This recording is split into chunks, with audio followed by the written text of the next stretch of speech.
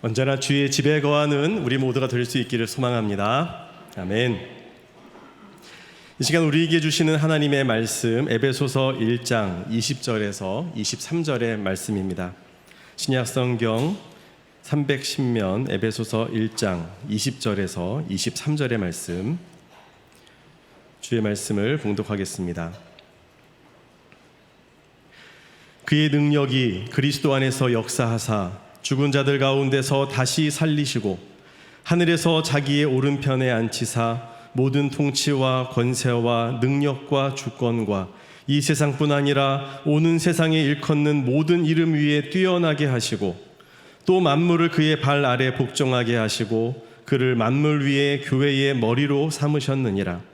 교회는 그의 몸이니 만물 안에서 만물을 충만하게 하시는 이의 충만함이니라. 아멘.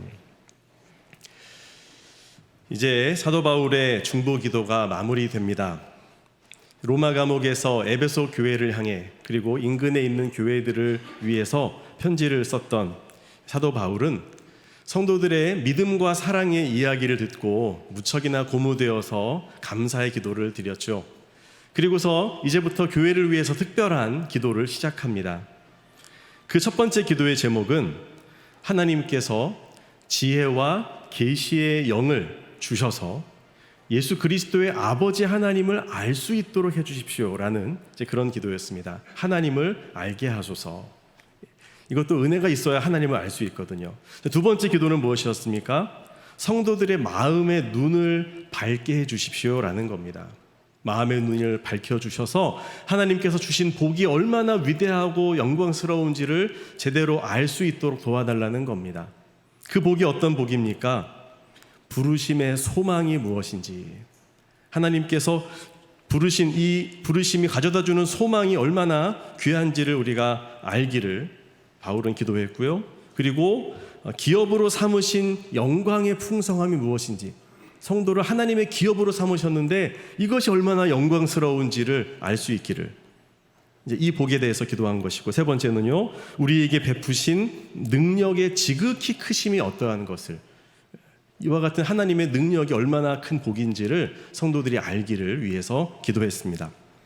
자, 이 능력에 대해서 지난주에 말씀을 나누었었는데, 이 능력은 다름 아닌 어떤 것입니까? 십자가에서 죽으신 예수님을 다시 부활하게 하신 능력이고, 그분을 저 하늘 보좌까지 높이셔서 하나님의 우편에 앉히시고 그리고 온 만물을 통치하게 하신 바로 그 능력이죠. 이 능력을 성도들에게 부어주셨다는 겁니다. 베푸셨다는 겁니다. 그리고 이 능력으로 힘을 입은 교회가 이제 예수님의 몸이 되어서 모든 만물 위에 자리하게 되고 예수님과 함께 통치하게 된다. 자, 그러면 우리는 이제 교회에 좀 더 관심을 가질 필요가 있습니다. 도대체 그러면 그 교회라는 것은 무엇인가? 오늘 본문의 23절에서 교회가 무엇인지를 이렇게 설명합니다. 교회는 그의 몸이니 만물 안에서 만물을 충만하게 하시는 이의 충만함이니라. 아멘. 자, 교회는 예수 그리스도의 몸이래요. 예수님이 머리가 되시고 이제 사람에게 비유한 것이죠. 예수님이 머리라면 교회는 몸에 해당한다. 여기서 끝이 아닙니다. 교회는요, 예수님의 충만함이다. 이렇게 말씀합니다. 자, 교회는 그리스도의 몸입니다. 즉, 교회의 정체성은 어디에 있냐 하면 예수님을 주로 고백하는, 머리로 고백하는 신앙 고백에서부터 출발하는 겁니다. 이 세상의 민주주의는 주권자가 누굽니까? 주권이 어디에서부터 옵니까? 국민에게서부터 오죠. 그래서 국민이 대표를 선출하고 그리고 국민의 뜻을 그 대표가 대변하게 하는 그런 대의 제도입니다. 여기에 비해서 교회는 좀 다릅니다. 교회도 대의 제도인데 특별히 우리 장로교회는요, 주권자를 누구로 고백하냐 하면 하나님으로 고백합니다. 국민이 아니에요. 주권자는 하나님이시고, 그분의 말씀에 순종하는 목사, 장로, 또 교사, 또 안수집사, 우리 한국 같은 경우는 권사를 세워서 그 하나님의 뜻을 대변하게 하는 그런 의미에서 대의 제도입니다. 이것이 무엇을 말해줍니까? 교회의 머리는 성도들이 아니라는 거예요. 재직들이 아니라는 거예요. 교회 머리는 누구십니까? 예수 그리스도십니다. 할렐루야. 자, 예수님은 우리의 머리가 되시고 몸된 교회를 항상 보호하고 또 모든 것을 공급해 주시는 그런 분이시죠. 골로새서 2장 19절에서는 이렇게 말씀합니다. 온 몸이 머리로 말미암아 마디와 줄기로 공급함을 받고 연합하여 하나님이 자라게 하심으로 자라느니라. 아멘. 자, 예수 그리스도께서 은혜를 공급하셔서 교회가 성장하고 자라가고 온전해진다는 겁니다. 자, 그러면 교회는 구체적으로 무엇을 통해서 은혜를 누리게 될까요? 우리가 드리는 이와 같은 공예배를 통해서, 함께 모여드리는 예배를 통해서 은혜를 받고요. 또 예전을 통해서, 성찬식, 세례식, 예전을 통해서도 은혜를 공급받습니다. 말씀과 기도를 통해서, 그리고 성도의 교제, 소그룹의 모임을 통해서 또 한 사람 한 사람에게 깊이 있게 주님의 터치가 이루어지게 되는 거죠. 여러분, 한 주간 바쁘게 지내셨죠? 무척이나 분주하게 한 주간을 보내고 주말에 피곤한데 좀 집에서 쉬고 싶고 또 하루 좀 푹 이렇게 휴식을 취하고 싶으실 텐데 왜 주일에 교회에 오셨습니까? 다름 아닌 예배하기 위해서입니다. 이 예배 가운데 주님을 높이기 위한 목적이 가장 크지만 또한 이 예배를 통해서 주님이 공급하시는 은혜와 힘을 우리가 얻을 수 있기 때문에 모인 줄로 믿습니다. 간혹 보면요, 예배를 소홀히 하는 분들이 있습니다. 좀 바빠서 하면서 예배를 한 번, 두 번 하다 보면 한 번, 두 번이 어렵죠. 세 번, 네 번은 쉽습니다. 세 번, 네 번. 이렇게 들쭉날쭉 예배를 드리다 보면 점점 신앙이 여러분 좋아질까요? 아니면 떨어질까요?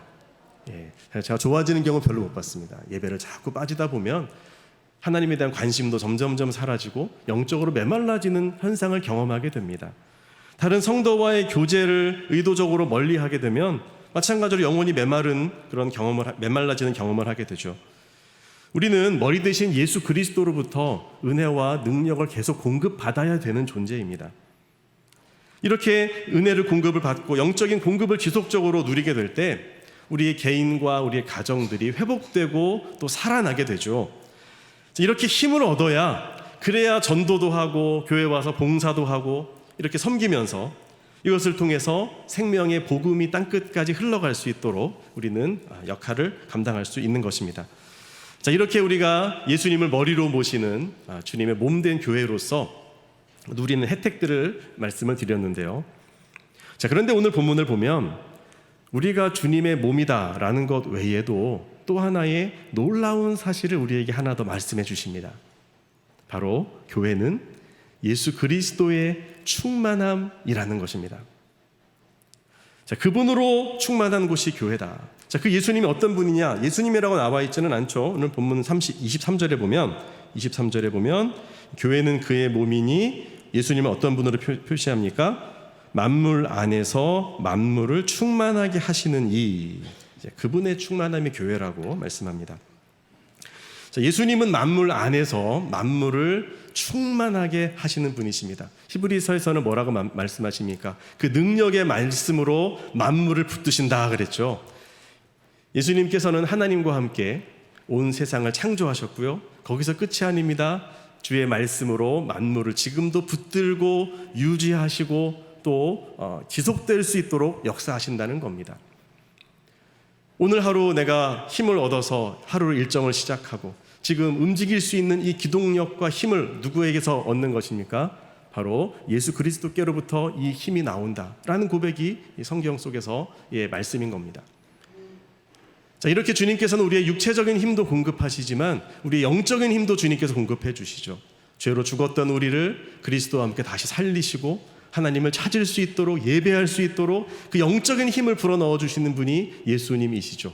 주님은 마침내 하늘과 땅을 새롭게 하셔서 새 하늘과 새 땅으로 온 세상을 바꾸실 것입니다. 자, 그 예수님이 만물을 충만하게 하시는 그분이 충만히 거하시는 곳이 어디라고요? 교회라고요. 이게 중요한 겁니다. 자, 그러면 이 충만이라고 하는 단어를 보면 이런 뜻이죠. 우리가 말하는 것처럼 가득 채워지다 이런 뜻입니다. 가득 채워지는 것. 아침에 나올 때 핸드폰을 그 전날 충전을 안 시키고 깜빡이고 잠이 들었어요. 아침에 나올 때 보니까 9%밖에 안 남았네. 야, 어떻게 합니까? 오늘 연락 올 때도 많고 큰일 났습니다. 어떻게 충전을 하지? 그 생각이 아주 마음이 급하죠. 예, 완전히 채워지는 것, 충만. 근데 충만이라는 것은 가득 채워지다라고 하는 말뿐만 아니라 이런 의미도 있습니다. 완성시킨다. 가득 채워지니까요, 완성되어지는 것이죠. 예수님께서 교회 안에 충만하시다는 것은 예수님이 교회 안에 충만하게 거하시고 또 완성시키신다, 이런 의미로 받아들일 수 있겠습니다. 자, 이렇게 예수님께서 교회 안에 충만하게 계시면 어떤 모습이 이루어지게 될까요? 첫 번째로, 예수님으로 충만한 교회는 어떤 교회냐? 예수님의 임재로 충만한 교회입니다. 자, 교회는 건물이 아니라고 했습니다. 성도들의 모임, 세상 가운데서 부름을 받은 사람들, 에클레시아, 자, 그들이 교회입니다. 자, 그러한 교회인 우리들이 모여서 예배하는 이 자리에 예수님께서 어떻게 하신다고요? 충만하게 거하신다고요. 예수님의 임재는 와 계신다는 뜻이죠. 예수님이 직접 이 자리에 함께 하신다. 여러분, 이 사실을 믿으시기를 바랍니다. 자, 지금 여러분 머리 위에는 무엇이 있습니까? 여러분 머리 위에, 물론 천장이 있죠. 네. 천장과 여러분 머리 사이에는 뭐가 있습니까? 예, 공간이 있습니다. 이 공간은 비어있죠. 비어있지만 또 다른 측면에서 보면 비어있지 않습니다. 예, 공기로 가득 채워져 있죠. 그래서 우리가 숨을 쉬고 앉아있을 수 있지 않습니까? 또 무엇이 있습니까? 예, 이 공간에는요, 지금 전파가 왔다 갔다 합니다. 그래서 핸드폰을 잘 이제 끄고 계셔 소리가 안 나지만 어떤 예배 때는 막 울리잖아요. 예, 전파가 움직이는 겁니다. 또 뭐가 있습니까? 예, 빛이 비치고 있습니다. 이 빛의 이 파동 에너지가 가득하고요. 또 제가 드리는 말씀이 스피커를 통해서 지금 이 소리로 이 공간을 또 채웁니다. 자, 이렇게 우리가 비어있다고 생각하는 공간이지만 그 공간은 여러 의미 속에서 채워져 있는데, 이런 것은 사실 몰라도 됩니다. 그렇죠? 인식하지 않아도 전혀 지장이 없습니다. 다만 우리가 인식하고 알아야 하는 것이 있는데, 그것은 바로 예수님께서 우리가 예배하는 이 자리에 충만하게 임재해 계신다는 사실입니다. 에베소 1장 23절 다시 읽겠습니다. 교회는 그의 몸이니 만물 안에서 만물을 충만하게 하시는 이의 충만함이니라. 아멘. 교회는 예수님의 충만함입니다. 우리에게 영적인 세계를 볼 수 있는 안경이 있다면 그 안경을 쓰고 볼 때 이 자리에서 무엇이 보일까요?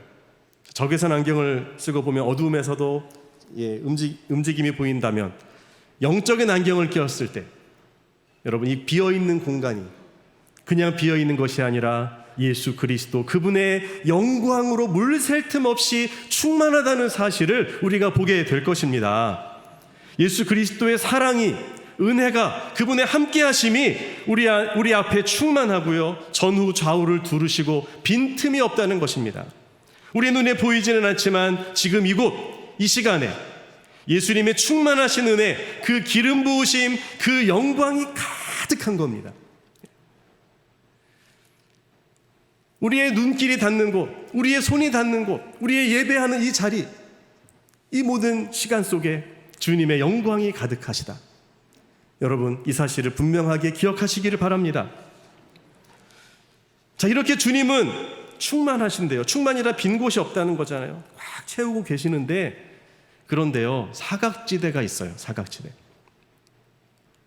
CCTV가 있으면 다 보는 것 같지만 사각지대가 있죠.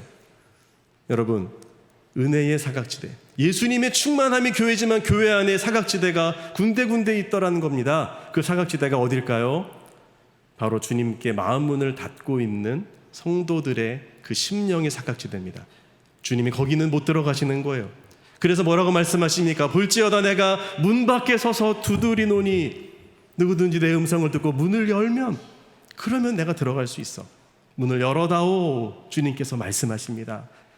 이 시간 이 자리에 충만하신 우리 예수 그리스도, 그분의 은혜와 영광을 여러분들이 생각하신다면 주님 앞에 마음의 문을 활짝 여시기를 축복합니다. 저 예수님 영접했는데요. 물론 영접했죠. 우리 안에 와 계시죠. 하지만 주님의 그 영광이 충만한데 내가 내 마음을 닫고 있으면요, 하나도 누릴 수 없는 겁니다. 수시로 예배 때마다 주님 앞에 나아가는 그 순간순간마다 마음을 열고 내 앞에 충만하신 주님을 받아들일 때 주 예수 그리스도의 은혜의 빛이 우리의 마음의 모든 어두움과 절망과 염려와 근심을 다 밀어내고 흑암이 찬란한 빛이 되도록 변화시켜 주실 것입니다. 이와 같은 경험을 미국의 브렉 여사는 찬송가 293장에 담았습니다. 우리 찬양 1절 같이 한번 부를까요? 293장. 주의 사랑 비칠 때 기쁨 오네. 주의 사랑 비칠 때의 기쁨 오네. 근심 걱정 물러가고 기쁨 오네. 기도하게 하시며 희미한 건 물리쳐 주의 사랑 비칠 때 기쁨 오네. 그 큰 사랑, 그 큰 사랑 내 마음속에 충만하게 비칠 때에 찬송하네. 그 큰 사랑 내 마음속에 화평함과 기쁨 주네. 그 큰 사랑. 할렐루야. 주님을 모신 이들의 심령에 이와 같은 충만한 기쁨이 임하게 될 줄로 믿습니다.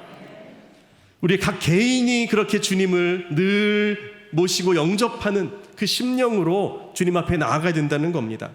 그러한 우리들이 모여서 드리는 우리의 공예배, 또 우리의 모든 대화, 우리의 가정 안에서의 모든 만남들, 이곳에서도 이 시간에도 마찬가지입니다. 여러분, 예수님을 배제하고 우리끼리만 만나서 대화하고 우리끼리 모여서 예배하고 우리끼리 모여서 모임하고, 여러분, 그래서는 안 되겠죠. 교회는 그리스도의 충만함입니다. 이곳에 충만하신 예수 그리스도를 우리의 대화와 만남과 모임과 우리가 함께하는 그 시간 속에 초대하고 모시는 그런 마음으로 주님과 함께 이루어져야 하지 않겠습니까? 이 모든 순서가 말이죠. 그렇게 될 때 우리 안에는 세상의 이야기가 아니라 예수 그리스도, 그분의 이야기가 가득해질 것이고요, 주님의 큰 사랑과 기쁨이 넘치게 될 것입니다. 여러분, 그래서 예수님을 말로만 머리라고, 말로만 주님이라고 고백하지 말고 진정으로 우리의 마음으로, 삶으로 모시고 살아감으로 말미암아 예수님의 기쁨으로 더욱더 충만해지는 우리 모든 성도가 되시기를 바랍니다. 예수님으로 충만한 교회는 두 번째로 사랑의 시선으로 충만합니다. 누구의 시선입니까? 우리 하나님의 사랑의 시선이죠. 자녀가 비록 어리고 또 개구장이라 할지라도, 말썽을 많이 피운다 할지라도 부모에게는 자녀가 너무도 소중한 존재입니다. 부모는 자녀와 자신을 동일시하죠. 누가 자녀를 욕하거나 때린다면 그것은 부모인 나를 그렇게 하는 것과 다를 바가 없습니다. 우리 아이가 잘났던지 못났던지 자녀를 향한 부모의 시선은 무엇일까요? 늘 사랑입니다. 예수 그리스도 안에서 하나님의 자녀가 된 우리들도 마찬가지입니다. 우리를 향한 하나님의 시선은 사랑입니다. 언제나 사랑으로 충만합니다. 왜요? 그 아들 예수 그리스도의 몸값으로 우리를 사시고 살려서 자녀가 되게 하셨기 때문입니다. 이러한 하나님의 사랑의 시선을 스바냐 선지자는 스바냐 3장 17절에서 이렇게 표현했습니다. 여러분 잘 아는 구절이죠? 함께 읽어볼까요? 너의 하나님, 시작. 너의 하나님 여호와가 너희의 가운데 계시니 그는 구원을 베푸실 전능자이시라. 그가 너로 말미암아 기쁨을 이기지 못하시며 너를 잠잠히 사랑하시며 너로 말미암아 즐거이 부르며 기뻐하시리라 하리라. 아멘. 천주교와 함께 번역을 시작한 공동 번역에서는 이렇게 번역을 했습니다. 너를 구해내신 용사 내 하나님 야훼께서 내 안에 계신다. 너를 보고 기뻐 반색하시리니 사랑도 새삼스러워라. 명절이라도 된 듯 기쁘게 더덩실 춤을 추시리라. 우리의 민족의 정서를 담아서 이렇게 번역을 했죠. 여러분, 하나님이 여러분을 이렇게 사랑하시고 이런 사랑의 눈으로 지금도 바라보고 계심을 믿으시기를 바랍니다. 우리가 길을 가는데 누가 우리를 쳐다봐요. 그러면 그 시선을 느끼잖아요. 그 시선이 아주 날카롭게 저 사람 누구야 이렇게 쳐다보면 괜히 부담스러워서 이렇게 걸어가겠죠. 그런데 우리를 사랑하는 분들이 나를 이렇게 여러분을 사랑의 눈빛으로 바라보면 얼마나 기쁘고 또 기분이 좋아집니까? 사랑의 시선을 받을 때 사람은 더할 나위 없는 행복을 느낍니다. 우리의 모습 이대로를 사랑하시고 또 귀히 여기시는 하나님의 따스한 시선, 아침마다 새로운 하나님의 긍휼, 여러분 이 시선을 느끼면서 아침에 일어나고 주님의 사랑을 깨달으면서 하루를 시작할 때 그날 하루의 모든 시간들이 얼마나 감사와 기쁨으로 채워지겠습니까? 여러분 그 시선이 충만하다는 거예요. 사랑의 시선이. 교회인 여러분, 교회에 충만하신 예수 그리스도께서는 여러분을 언제나 사랑의 눈으로 보고 계십니다. 그 사랑의 시선으로 충만함을 믿으시기를 바랍니다. 우리는 이것을 누리고 경험해야 됩니다. 자, 이렇게 사랑의 시선을 충분히 누리게 될 때 이제 우리는 조금 더 시야를 확대할 필요가 있죠. 주님이 나만 사랑으로 보시는 게 아니라 누구도 보시는 거예요. 우리 가족들도 또 우리 성도들도, 심지어는 아직 우리 안에 들지 아니한 잃어버린 양들도 그런 사랑의 시선으로 보신다. 이거를 우리가 생각할 수 있어야 되겠습니다. 그래서 우리도 그들을 볼 때 어떤 눈으로 봐야 되겠습니까? 주님이 바라보시듯이 그 시선으로 바라보고 우리 식구들을 그렇게 주님의 사랑의 눈으로, 우리 성도들을 그런 사랑의 눈으로, 우리의 이웃을 그런 눈으로 바라볼 때 우리의 관계 속에 하나님의 나라가 임하게 될 것입니다. 자, 우리 한번 실습을 해볼까요? 자, 주님의 사랑의 눈으로 서로를 향해서 예수님의 하트가 뿅뿅뿅뿅 나오는 그 마음을 먼저 품으시고 주님 어떻게 보시나 한번 딱 생각하신 다음에 사랑을 표현해야 되는데 요즘 하트가 유행이죠. 좀 지났나요? 하트로 옆에 있는 분에게, 또 남녀간에 그러시면 안 됩니다. 잘 보시고, 자, 우리 하트의 마음을 담아서 주님의 사랑으로 사랑합니다 인사하겠습니다. 주님의 사랑으로 사랑합니다. 우리 예수님이 충만하실 때 사랑의 시선도 충만합니다. 어떤 분은 하트를 크게 그려주시네요. 감사합니다. 때로는 어떤 분들은 우리에게 좀 힘들고 또 어려운 분들이 있을 수 있지만, 그래서 마음에 안 들고 화가 나는 대상이 있을 수 있지만, 그러나 주님이 그분을 똑같은 사랑으로 사랑하신다면 우리도 어떻게 봐야 될까요? 사랑의 눈으로 봐야죠. 그게 사랑을 온전히 누리고 경험하는 자들의 또한 몫이기도 합니다. 예수님이 충만하시기에 사랑의 시선이 우리 소정교회에 충만한 줄로 믿습니다. 아멘. 예수님으로 충만한 교회는 세 번째로 하나됨으로 충만하게 됩니다. 하나됨. 자, 초대교회가 어떻게 시작되었는지 다시 한번 생각해 봅시다. 마가의 다락방에 성령께서 충만하게 임하심으로 시작되었죠. 자, 부활하신 예수님께서 승천하시면서 제자들에게 예루살렘을 떠나지 말고 위로부터 능력이 입히울 때까지 머물러 있으라 그랬습니다. 제자들은 마가의 다락방에 모여서 온전히 기도에 힘쓰면서 기다렸습니다.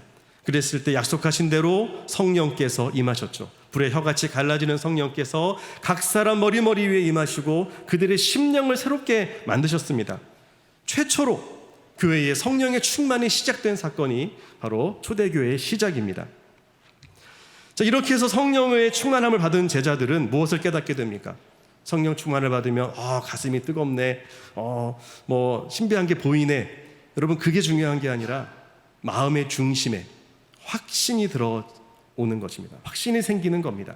예수님이 분명히 그리스도시구나라는 사실이 선명하게 보이고, 그리고 그 예수님이 성령을 통해서 우리와 영원히 함께 하신다는 것이 확신되어질 때 그들은 더 이상 자리에 앉아 있을 수가 없었습니다. 그래서 무서워서 걸어 잠궜던 문을 열고 밖으로 나가서 사람들에게 예수님이 그리스도십니다라고 외치면서 하나님이 하신 그 큰 일, 부활과 또한 승천의 그 십자가의 사건을 전하기 시작합니다. 자, 그러면서 그들이 어떻게 전했습니까? 하나님 성령께서 그들에게 특별한 은사를 주셨습니다. 그들이 복음을 전하는데 그 지역에 여러 나라 사람들이 모였어요. 여러 나라 출신 유대인들이 모여 있는데 자기가 태어난 그 나라 언어로 복음을 듣게 되는 것입니다. 자, 이것을 방언이라고 표현할 수도 있고 또는 또 성령의 역사라고 말할 수 있는데 이것이 구체적으로 어떤 것인지는 학자들마다 해석이 조금씩 다릅니다. 하지만 분명한 것은 뭐냐 하면 이와 같은 성령의 역사하심을 통해서 일어난 결과입니다. 언어의 장벽이 무너졌고요. 그리고 복음이 선명하게 사람들에게 들려지고 깨달아졌다는 겁니다. 그래서 사람들이 자신들의 죄를 깨닫고 우리가 어찌할꼬 하면서 탄식하며 회개하고, 그래서 복음을 믿고 세례받으라, 회개하라 라고 해서 3,000명이 회개하고 그리스도인이 되는 놀라운 일들이 일어나지 않았습니까? 여러분, 성령의 역사는 지금도 마찬가지입니다. 성령께서 역사하시면요, 중간에 막힌 담이 허물어지고 복음이 선명하게 들려지고 깨달아지고 믿어지는 역사가 일어나는 줄 믿습니다. 자, 이렇게 우리는 복음을 제대로 들려지도록 전해야 됩니다. 그러기 위해서는 문화적인 접근도 필요하고 또 여러 가지 상황들도 필요하죠. 어쨌든 어떻게 해서든지 이 복음이 전달되고 들려지도록 하는 것, 이것이 성령의 역사라는 거죠. 자, 이런 역사를 통해서 하루아침에 3,000명이 교인이 되었다. 자, 이것이 참 좋기도 하지만 사실은 또 다른 문제들을 만들어낼 수 있다라는 것을 우리는 생각해야 됩니다. 자, 우리 교회가 올해가 65주년이죠. 지난 65년 동안 물론 중간에 들어오신 성도님들이 또 많이 계시지만 어쨌든 그 한 흐름으로 여기까지 왔습니다. 그런데 여러분, 65년 동안 함께 온 교회도 서로 안에 대화가 잘 안 되고 또 이해가 안 되고 또 소통이 어렵고 이런 경우들이 생긴단 말이에요. 하물며 지금 하루아침에 3,000명이 갑자기 서로 모르는 사람이 한 자리에 모였어요. 같이 예배를 드린대요. 그럼 어떤 문제가 발생할까요? 게다가 이분들은요, 정말로 부자인 사람과 진짜 가난한 사람도 섞여 있었고 또 각 지역에서 온 사람들, 여러 나라에서 태어난 유대인들, 서로 문화와 환경이 다르고 또 유대파 또 헬라파 그 출신들이 달라서 서로 생각이 달라요. 자, 이런 사람들이 한 곳에 모여 있으니 얼마나 소란스럽고 또 시끄러울 수 있습니까? 그런데 이 초대교회는 하나됨을 이루어냈다는 거예요. 이게 참 놀라운 것이죠. 부자와 가난한 자가 모였는데요, 가진 자들이 자신의 재산을 다 내어놓으면서 지금 굶어 죽는 사람들을 살리겠다고 막 자기 밭을 팔아가지고 교회에다가 헌금을 하면서 저 굶어 죽는 사람들 살려달라고 이렇게 스스로 유무상통을 하면서 하나 되었습니다. 서로 생각이 다른 사람들이 이 생각을 서로 맞추어가고 행정적인 문제가 생겼을 때 일꾼들을 세워서 이 문제들을 하나하나 해결해 나가는데 성공을 합니다.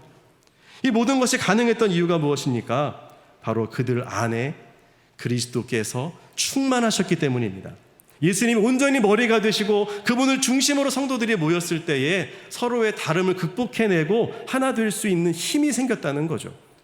주님께서 충만하시면요, 교회는 하나 되어질 수 있습니다. 자, 이렇게 하나가 되어지면 비로소 그 교회는 자라갈 수 있어요. 성장하고 성숙해가고 주님을 닮아가는 모습으로 변화되어집니다. 에베소서 4장 13절은 그것을 말씀해 주세요. 에베소 4장 13절, 우리가 다 하나님의 아들을 믿는 것과 아는 일에 하나가 되어 온전한 사람을 이루어 그리스도의 장성한 분량이 충만한 데까지 이르리니. 아멘.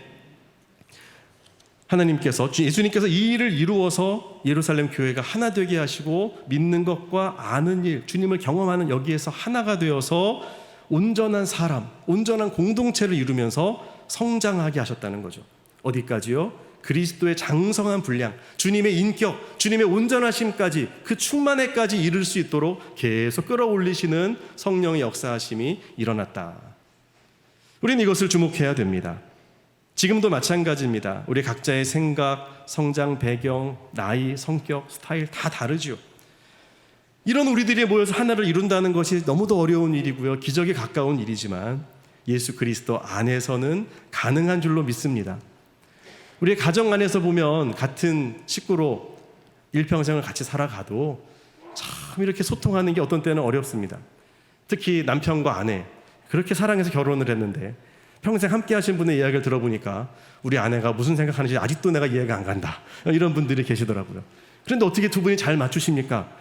이해가 안 되면 외워야죠. 무조건 그냥 따라 하신다. 이 정도로 참 쉽지 않습니다. 하지만 여러분, 예수 그리스도 안에서 나를 맞추어 나갈 때 우리는 하나가 될 수 있는 겁니다.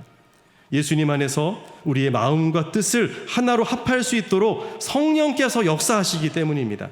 이렇게 되면요, 서로의 다름이 불편함이 아니라 은사가 되어서 장점으로 섬기게 됩니다.